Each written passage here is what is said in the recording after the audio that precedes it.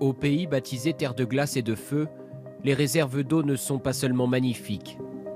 Elles ont aussi d'étonnantes propriétés que la fumée laisse deviner. Ici, des sources d'eau chaude surgissent des profondeurs à 280 degrés pour produire la géothermie, le trésor national à exploiter et préserver. Dans cette serre entourée de champs de neige, cette énergie fait pousser des tomates comme sous un climat méditerranéen, une bénédiction pour les producteurs.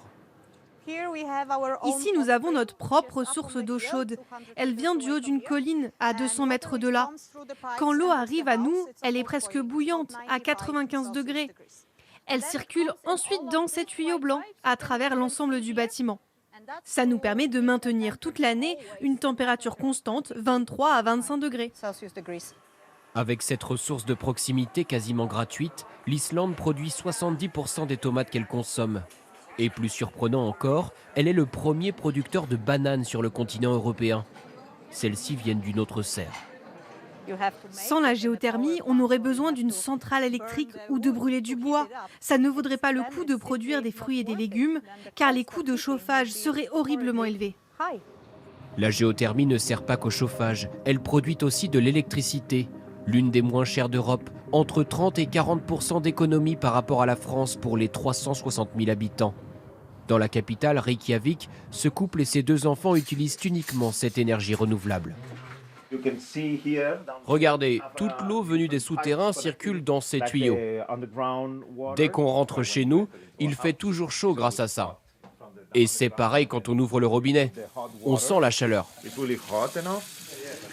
Au plus fort de l'hiver, malgré une maison mal isolée, leur facture pour le chauffage, l'eau chaude et l'électricité ne dépasse pas 110 € par mois, tant la ressource est abondante. On n'a jamais eu vraiment à se préoccuper de ça, couper l'eau chaude ou éteindre l'électricité. Je m'en suis rendu compte quand je suis allée vivre en Espagne. J'habitais avec des Espagnols et on me disait toujours d'éteindre la lumière. Voilà justement l'un des défis du pays, économiser cette énergie, même si elle semble inépuisable.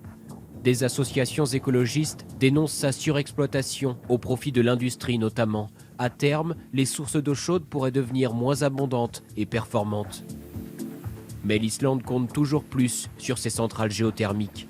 Pour cet ingénieur, c'est aujourd'hui l'une des clés de voûte de l'économie nationale. Les usines s'installent dans notre pays car elles savent qu'elles auront une énergie propre, renouvelable, à faible émission. Avec la géothermie et les barrages hydrauliques, l'électricité est 100% renouvelable en Islande. Grâce au pouvoir de l'eau, il n'y a plus de centrales nucléaires ou à charbon.